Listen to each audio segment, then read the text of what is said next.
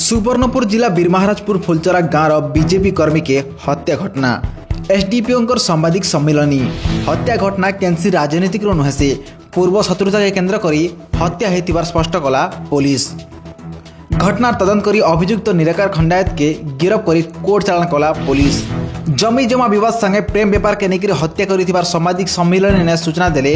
SDPO. सूचना अनुसार निराकार ही सूरत के हत्या करी गोटे कुआ ने फिंगी देथिला। कारण भिन्न भिन्न समय ने सूरत निराकार को धमक चमक देवा संगे तांकर झी मान को बर्बाद कर देवा के धमक देउथिला। तेबे घटनाटा संपूर्ण पारिवारिक थिबा बेले एथिने केन्सी राजनीतिक संपर्क नै न बोली एसडीपीओ स्पष्ट करिछन। परिवार लोकंकर अभियोग अनुसार राजनीतिक हिंसा के नै करी हत्या करिबार संगे बीजेडी नेता और कर्मी सूरत के हत्या करिबार थाना ने लिखित अभियोग हेतिला। ई घटना के नै उपमुख्यमंत्री भी निरपेक्ष तदंत लगे पुलिस के निर्देश देथिले। गलाकाल ठानु 3 जन को अटक रखी पचरा उचरा करबार संगे उत्तरांचल आईजी हिमांशु लाल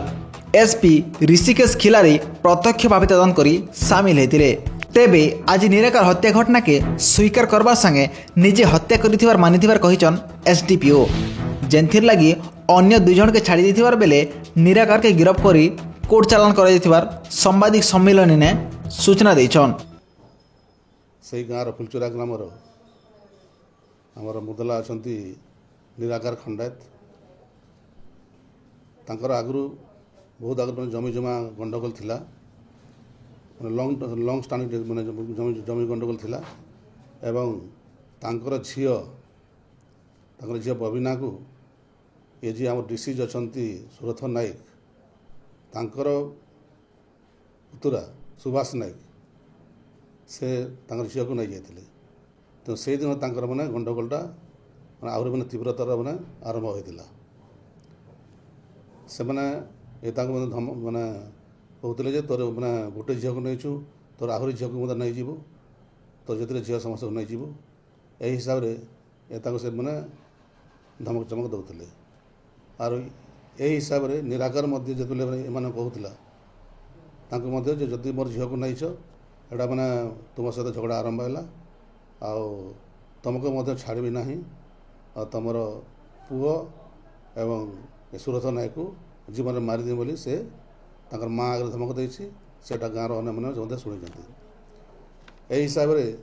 गंडगोल मैंने तीव्रतर है गत 10/7/2024 संध्या बेले एक्यूज निराकार खंडायत तांकर काम जाते से स्कूटी रे तांकर घर को फिरला बाटरे आमर जो डीसी अच्छा सुरथ नायक तांकर सहित देखाला डीसी सुरथ नायक तांको गाली गलोच कला एवं गोटे फाइट मत मारला तोर झील को नहीं जाइछु तोते पिटबी अन्य झील को नहीं धमक चमक देला ये तापर माड़ खाई से घर को फेरला ता स्कूटी रखीदेला घरे पुणी एक मैंने निराकार खंडायत गाधेवा बहाना घर बाहरी गला से बाटे जगी ए समय सुरथ नायक भी गाधी जाते जिते से मैंने गाधिक आमर हरिहर जो नालार फेरले बाटे से जगी से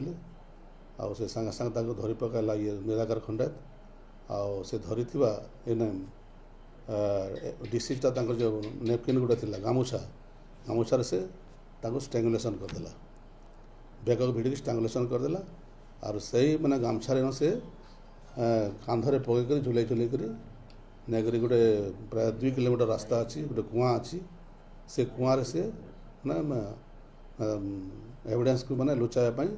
से कुआँ फिंगीदेला जो कपड़ाटा पिंधि सुरथ नायक तार लुंगी और गामछा को से आणिक आ गोटे मैंने बिलरे गात खोलिक सेठारे प्रमाण को मैंने नष्ट करने उद्देश्य से जमी पोतीदेला।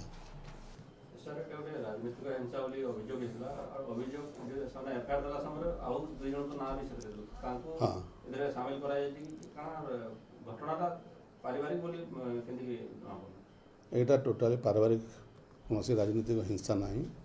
जेहेतु क्रोनिक लैंड डिस्प्यूट अच्छी आज को मैंने मिनिमम मैंने 30 to 40 years chronic land dispute अच्छी से पारिवारिक झमेला अच्छी एवं यही एक्यूज अच्छा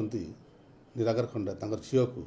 सुभाष नायक मैंने डीसीज पुतुरा एकुज डीसीज पुतुरा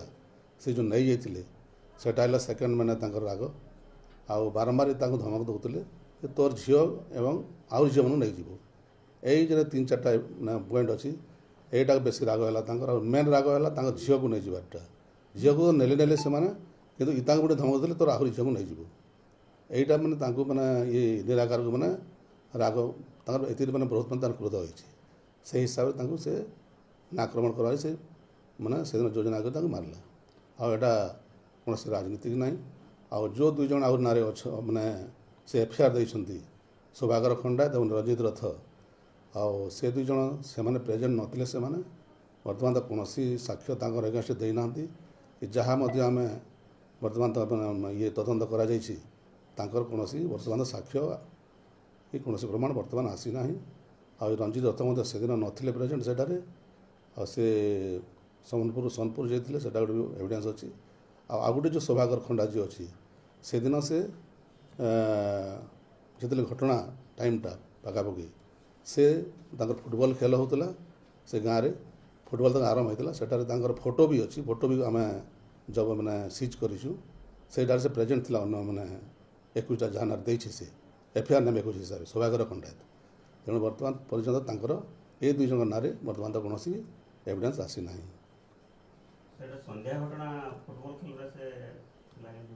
हाँ संध्या बेले